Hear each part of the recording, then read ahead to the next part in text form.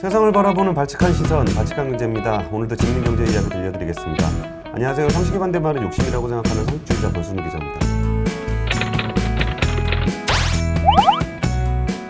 금사파. 네. 허윤영 기자 나오셨습니다. 안녕하십니까. 안녕하십니까. 오늘은 어떤 얘기를 준비하셨습니까? 코로나 때문에 요새 맞습니다. 여의도가 거의 지뢰밭입니다. 너무 많이 터져요. 재밌는 경제 얘기가 아니라 조금 무거워지는 얘기인데 뭐 코로나 말씀하셨는데 저희 지금 회사 건물에 그 증권사가 있는데 한 증권사는 아예 전 직원을 대상으로 코로나 그 검사를 받고 있다고 해요. 그래서 그리고 어제인가? 그 현대백화점 맞습니다. 삼성동 현대백화점의 무역센터, 네. 무역센터 쪽에 뭐 빙글빙글 줄 서 있는 것도 엄청났고 네. 오늘 점심에 만난 분 얘기하는데 그 압구정 현대는 네. 아닌데 그 사람들이 이제 현대백화점 자체를 안 가는 그런 일도 좀 벌어진다는 것 같고 오늘 오신 분이 저쪽 그 여의도의 더현대 항상 사람 바글바글했었잖아요. 맞아요. 근데 거기도 지금 사람이 거의 없다는 것 같고 이게 좀 생각보다 꽤 사람들이 많이 확진이 좀 되고 있습니다. 네. 우리도 조금 더 마음을 마음을 좀 다잡아야 될 것 같습니다. 맞습니다. 그러면 이제 우리가 금융을 샅샅이 파헤치는데 네. 코로나와 이제 금융 네. 어떤 주제인가요? 오늘 그 말씀드릴 거는 코로나19 이후에 내놓은 그 이제 정부가 극복 대책들을 내놨잖아요. 예. 그 중에 금융지원 대책 중에 가장 핵심이 된 대책 중에 하나가 뭐냐면 그러니까 중소기업과 소상공인분들을 대상으로 그분들이 가진 대출을 만기 연장을 해주고 예. 그리고 이자 상환을 유예를 해준 조치가 있습니다. 그러니까 빚을 냈는데 네. 뭐 원금이나 이자를 받지 않는. 맞습니다. 그러니까 이게 힘들면서 이렇게 돈을 못 갚으면 이게 되게 맹점인 건데 네. 돈을 못 갚으면 부도고 네. 이걸 만기를 연장해주면 부도가 안 나는 거죠. 맞습니다. 예.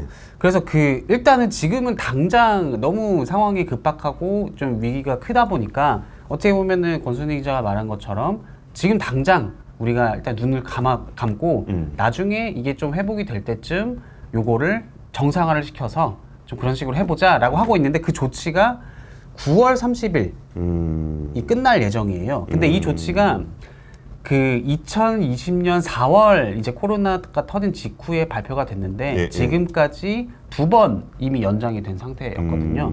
그래서 이 9월 30일 요번에 세 번째 이제 이번에는 정말로 정부가 이거는 끝내야 된다. 왜냐면은 이 오늘 9월 30일로 정한 게 왜냐면은 이때쯤이면은 백신 접종 그리고 올 들어서 좀 성장률 지표라던가 뭐 소비자 심리라던가 이런 경제 지표들이 개선이 되고 있던 상황이었거든요. 그게 참 우리가 인정하기는 어렵지만 네. 우리가 체감하기는 어렵지만 경제 지표가 상당히 개선이 되고 맞습니다. 있습니다. 오히려 지금 인플레이션을 우려를 해야 될 정도로, 그러니까 인플레이션이라는 게 뭐 물가인데 물가가 오른다 그러면 사람들 대부분 개인적으로는 별로 안 좋다라고 생각을 하시지만 경제 지표 중에 물가가 상승한다는 건 그래도 좀 좋은 시그널이거든요. 맞습니다. 네. 그러면 이 경제 지표만 보면은 우리 경제가 꽤 괜찮은 수준이고 주식시장도 그렇고요. 그 금융시장도 그랬는데 그런데 그런 경제 지표 좋아지고 있는 경제 지표 이 모든 거를 한 번에 무효화시키는 그게 바로 코로나19 확진자 수입니다. 그렇죠. 네.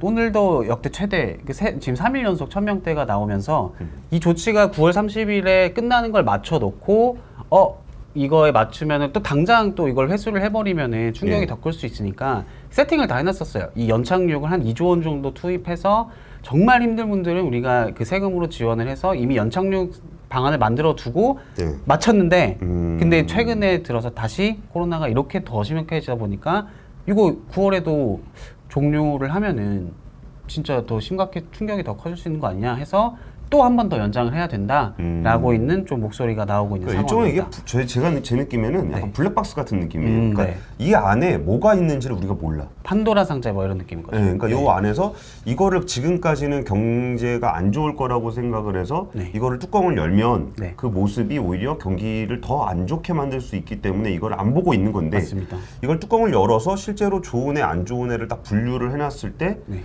안 좋은 쪽이 너무 많으면 그쵸. 그러면 또 우리 경제에 또 굉장히 좀 타격을 입힐 수 있는 것 같아서 맞습니다. 되게 부담스러울 것 같아요. 네. 지금까지 이렇게 밀어놨는데 네. 밀어놓는 동안 빚이 없어진 것도 아니고 맞습니다. 유예가 돼 더 있는 늘어났죠. 거니까. 네. 그러면 이게 좀 이 대출 만기 연장을 또 해주고 싶지 않겠어요? 맞습니다. 그래서 지금 그 코로나가 그저께 이제 1000명이 넘어버리면서 어떤 움직임이 있냐면은 가장 먼저 그 중소기업의 어떻게 보면 협회격인 중기중앙회에서 지금 예. 뭘 하려고 하냐면은 우리도 지금 9월에 맞춰서 이 중소기업들과 함께 좀 충격에 대비해야 된다 하고 그 대비를 하고 있었는데 예. 도저히 안 되겠다. 그래서 지금 현장에 조사를 나가서 정말 이 대출 만기 연장 조치가 추가로 더 연장이 되는 게 얼마나 필요한지 그리고 이게 만약에 예정대로 종료가 됐을 때 한계에 몰릴 수 있는 그런 기업들이 얼마나 되는지 좀 조사를 나가려고 한다고 해요. 그래서 만약에 재연장 가능성이 높다라고 그런 조사 결과가 나오면 이걸 금융당국에 건의를 할 예정이라고 합니다. 그리고 금융위도 오늘 이제 그 회의를 하는데 이 대출 만기 연장 안건을 가지고 예. 좀 논의를 다시 원점에서 재검토를 하기 시작하려고 해요. 왜냐면은 이게 이 조치를 그냥 뭐 정부가 그냥 맘대로 정하는 게 아니라 이 시스템이 있거든요. 그래서 현재 코로나 단계를 위기 지속, 그 다음에 회복, 그 다음에 뭐 정상 이 세 가지 단계로 이제 나눠서 많은 조치들을 내놨잖아요, 정부에서. 예, 예. 이 세 단계에 맞춰서 이 상황을 봐서 이것들을 종료를 시킬지 더 가져갈지를 결정을 하는데 현재 상태라면은 위기라고 볼 수밖에 없잖아요. 더 큰 위기일 수도 있으니까. 그러니까 지난주까지만 해도 위기가 맞습니다. 아니라고 봤던 네, 거죠. 네. 예. 지난주까지만 해도 몰랐으니까 심지어 그 금융위원회에서 엄청 큰 행사도 하고 그랬어요. 사람들 모아가지고. 근데 그 당장 이렇게 됐다 보니까 상황이 굉장히 좀 급박하게 돌아가고 있다. 재연장에 조금 무게가 실리는 거 아니냐 그런 목소리가 좀 많이 나오고 있습니다. 지금 우리가 결국은 알고 싶은 거는 그 판도라 상자를 열었을 때 무슨 일이 벌어질까? 지금 도대체 우리 경제는 어떤 상황인가? 네. 그런 건 좀 어때요? 그래서 그 부분을 말씀드리기 위해서 그 대출 만기 연장을 해달라는 목소리는 어떻게 보면은 당연히 나올 수 있는 상황이고 안 갚고 싶죠. 네. 그거는 어떤 상황이 언제냐를 떠나서 그쵸. 네. 안 갚으면 좋은 거지. 네. 예. 그런데 이제 그렇다면 쉽지 않은 이유가 이제 권 기자가 말씀하신 내년에 그렇다면 어떻게 될 거냐. 그것 때문에 재연장을 주저하고 있는 상황인데 가장 핵심 문제가 뭐냐면은 거시적 측면에서 가계부채 문제 때문이에요. 이게 우리나라의 가계부채가 1936조 원? 그러니까 이게 GDP보다 저 옛날에 금융 출입할 때 1,000조 넘어갔다고 아주 막 큰일 났다 그랬는데 2,000조 얘기 2,000조가 네. 가까워지고 있네요. 네. 그래서 이 GDP보다 가계부채 규모가 커졌다. 이게 뭘 뜻하냐면은 우리나라에서 생산되는 뭐 물건, 뭐 재화, 그리고 뭐 서비스 이런 거를 다 갖다 팔아도 가계빚입니다. 기업 대출이 아니라 가계빚을 못 갚을 정도로 심각한 상황이라는 거거든요. 근데 이게 근데 이게 우리나라 경제 규모가 커지면은 가계부채도 자연스럽게 커지기 때문에 그건 뭐 자연스러운 겁니다. 규모를 속도의 문제지. 그렇죠. 예. 규모가 늘어난 건 뭐 그럴 수 있는데 말씀하신 것처럼 속도 얼마나 빠르냐면은 지난해 기준 가계부채 우리나라가 9.5% 증가율이었거든요. 와, 주요국 9.5%. 주요국 가운데 1위입니다. 스웨덴, 와. 캐나다 6%, 프랑스 4.6%, 독일 4%, 미국 3%. 그러니까 이게 모든 지금 글로벌 적으로 기준금리가 낮아 있는 상태고 코로나라는 그 위기 상황에 대응해서 이 다른 나라 정부들도 이 유동성을 푸는 정책을 했었거든요. 근데도 우리나라의 가계부채 증가세가 뭐 비슷하게 는 게 아니라 거의 다른 나라의 2배가 늘어다 보니까 그러니까 이 대출 만기 연장 조치가 중소기업과 소상공인분들을 대상으로 한 조치긴 하지만 이게 어쨌든 우리나라의 부채 문제거든요. 근데 가계부채를 지금 조이자 그러면서 뭐 7월부터 DSR이란 제도도 도입이 되고 심지어 이제 금융위원장은 은행에 직접적으로 불필요한 가계대출은 조금 취급하지 말아달라. 굉장히 옥죄고 있는 상황인데 근데 한편에서 근데 소상공인 이 중소기업 어려우니까 이쪽은 좀 풀어줍시다. 이게 어떻게 보면은 뭐 겉으로 보기에는 그럴듯해 보이지만 속살을 들여다보면은 모순되는 상황일 수도 있거든요. 그러니까 저는 그런 생각도 좀 들었어요. 이렇게 가계부채가 상대적으로 이렇게 많이 늘어난 거를 그러니까 다른 이제 주요국들 뭐 미국이라든지 유럽이라든지 이런 거에 국가 부채를 보면 우리나라보다 훨씬 더 많이 늘어 있거든요. 그럼 그게 어떤 경제를 돌린다는 건 어떤 경제 주체가 돈을 써야 되는 건데 네. 그 다른 나라들은 이제 국가 부채가 늘어난 속도가 우리보다 훨씬 더 크고 네. 우리는 국가 부채가 늘어나는 것보다 가계 부채가 늘어나는 게 이게 크다 그러면은 그 코로나19 극복을 위해서 돈을 썼던 주체가 정부가 아니라 가계였다라는 얘기기도 해요. 그렇죠. 그럴 수도 있겠죠. 그럼 여기서 아까 얘기했던 그 허위정계 얘기 정보 중에 이 자영업자하고 가계부채가 왜 이렇게 연결이 되냐면은 구분이 잘 안 됩니다. 맞습니다. 그게. 맞아요. 그래가지고 이 대출 그러니까 대출 만기 연장 조치 말고 이슈가 비슷한 맥락에서 이슈가 됐던 게 뭐냐면은 이 그 은행들이 이 소상공인분들한테 저리로 대출을 긴급 경영 자금 지원을 해줬거든요. 예, 예. 근데 이게 문제가 뭐였냐면 이슈가 뭐였냐면은 이 소상공인들이 이 대출을 받아서 주택을 산다는 거예요. 그렇죠. 네. 그러다 보니까 이 정부가 하고 있는 투트랙 가계부채는 옥죄고 소상공인 중소기업에는 유동성을 풀고 이게 투트랙으로 가기가 애초에 쉽지 않은 정책이다. 그래서 좀 만기 연장 추가 만기 연장을 하면은 가계부채 문제에 더 악화될 수 있는 거 아니냐 그런 우려가 나오고 있습니다. 예. 그리고 이미 이 대출 만기 연장을 받은 중소기업, 그러니까 중소기업의 대출이 뭐 예를 들어서 제가 중소기업인데 제 대출이 뭐 한 100억이 있다고 치면은 근데 이 100억 중에 만기 연장 그 혜택을 받은 대출이 있고 예. 아닌 대출이 또 있을 거 아니에요. 예. 근데 이미 이 대출만 놓고 봐도 이 벌어들인 이익으로 이자를 감당하지 못하는 그런 기업이 이미 너무 많다는 거예요. 그러니까 번 돈, 그러니까 네. 돈을 벌려고 사업을 했는데, 이자로 더 나가는 거죠. 그러니까 번 돈보다 이자 내는 돈이 더 많다. 네. 그걸 이자 보상 배율이라고 하는데 그게 1이 안 되면은 이제 이자를 갚기가 버거운 상태라고 뜻이거든요. 예, 예. 그러니까 그 적자, 그러니까 흑자 정도가 아니고 네. 흑자냐 적자냐 똔똔이냐 그게 아니라 이자도 못 갚는. 네. 예. 이 기업이 하는 조사 결과에 따르면은 40% 정도 된다고 합니다. 40%. 와, 40%요? 네. 와, 40% 너무 많은 거 아니에요? 맞습니다. 근데 코로나19가 지금 1000명이 넘어서면은 지금 거리두기 당장 월요일부터 저녁에는 모임을 못 하잖아요. 예. 그러니까 이 만기 연장 이게 문제가 아니라 이미 만기 연장이 된 요 안에 얼마나 부실 차주가 있는지 모르는데 모르는 상황에서 거리두기 연장으로 또 더 많은 부실 차주가 늘어날 수도 있는 상황이잖아요. 그럼 이게 이제 두 번째로 이게 이제 핵심적으로 만기 연장을 이번에는 종료해야 된다, 재연장하면 안 된다라는 조금 핵심 이유가 가계부채 문제 그리고 가뜩이나 지금 이자 보상 배율 1이 안 되는 기업이 많다라는 점 그리고 자영업자도 뭐 비슷한 맥락인데 이 자영업자 대출 만기 연장을 끝낸다는 거는 자영업자에 대한 대출 유동성 공급이 줄어든다라는 그쵸. 뜻이거든요. 예. 근데 이 자영업자 대출 규모가 1분기 기준으로 얼마가 늘었냐면은 19%가 늘었거든요. 19%요? 19%. 근데 와. 이게 1분기 가계대출 증가율이 9.5%였는데 이거의 2배입니다. 와. 그러니까 이게 어떤 의미냐면 이 자영업자분들이 대출 받아서 뭐 비트코인이나 뭐 주식이나 뭐 부동산 투자를 할 가능성은 적다고 생각해요. 그러니까 그만큼 올해 1분기에도 정말 경영이 힘들고 이 빚을 내서 조금 이어나가는 분들이 그만큼 많다라는 뜻이었거든요.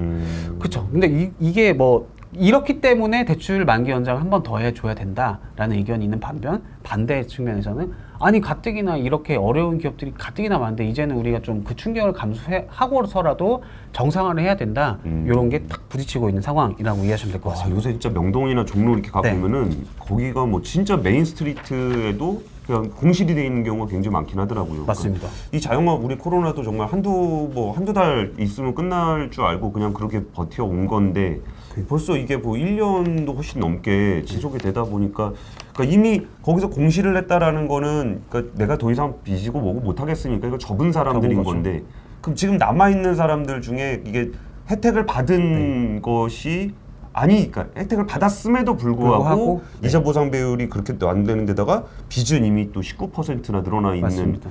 와, 이거 진짜 뚜껑 열어도 되는지 되게 좀 공포스럽기도 하네요. 그래서 지금 또 어떤 얘기가 나오면 저번 주에 제가 금융위에서 이제 주최하는 이 코로나 금융 대응 정책 평가 세미나를 갔다 왔는데 그 자리에 굉장히 공식적인 자리에서 어떤 얘기가 나왔냐면은 어떤 한 그 자본시장 연구원 박사님이 애초에 이 대출 만기 연장 조치는 잘못된 정책이다. 왜냐 어떤 얘기였냐면은 나중에 정상화됐을 때 충격이 너무 크다. 그래서 애초에 뭘 하려줘도 문제도 분명히 있거든요. 그렇죠. 그래서 애초에 어떻게 했어야 되냐? 이거는 재정으로 풀어야 되는 문제지. 그러니까 뭐 이게 정말 뭐 재난지원금이나 뭐 요즘에 또 나온 얘기가 소상공인분들 손실보상. 손실보상. 이게 직접적으로 이렇게 자금을 지원해준 이게 재정정책이라고 이해하시면 되는데 요렇게 풀어야 되는 거지. 이 부수적인 금융정책, 이 대출을 가지고 뭔가 이 위기 극복을 지원한다는 거는 애초에 좀 설계가 잘못된 정책이다. 그게 아까 제가 얘기했던 네. 그런 얘기잖아요. 네. 정부에서 재정 정책으로 이걸 했다면은 가계부채가 아니라 국가부채가 늘어났을 맞습니다. 거예요. 네. 근데 그때 그렇게 안 하고 개인들에게 대출을 연장해주는 방식으로 가다 보니까 그러니까 재정적자는 그렇게 늘어나지 않았지만 가계부채가 늘어나 버린 거고 그렇죠. 이거를 정상화시킨다고 해서 상환을 받게 되면 여기서 어디선가 좀 터질 수가 있을 거다 이런 맞습니다. 얘기인 것 같습니다. 예. 그래서 이 터질 수 있다. 이 연체율 뚜껑을 블랙박스를 열어보면은 이 참사가 나는 거 아니냐? 이거를 누가 제일 우려하냐? 바로 은행들입니다. 은행들. 왜냐면은 이 은행들이 어쨌든 이 대출 만기 연장을 한 거 은행의 돈으로 해준 거거든요. 그쵸. 그러다 보니까 이 연체율이 높아지면은 은행이 감당해야 되는 그 충격이에요. 예. 그래서 아까 제가 계속 말씀드린 것처럼 가계부채가 GDP를 넘어설 정도로 늘고, 그다음 가뜩이나 이 중소기업분들, 자영업자분들, 어려운 분들 많은 상황이라면은 상식적으로 생각해봤을 때 은행의 연체율이 늘어나야 되잖아요. 높아져야죠. 높아져야 되잖아요. 근데 사상 최저예요 지금. 그렇지. 연체라는 건 못 갚았을 때 연체인데 맞습니다. 아예 안 받아버리니까 연체가 안 되는 네. 거죠. 그러니까 예. 대출 만기 연장 그리고 이자를 안 받고 있는 상태이기 때문에 지금 연체율이 떨어졌다. 근데 이 지표를 보고 바보가 아닌 이상, 우리 경제 괜찮네요.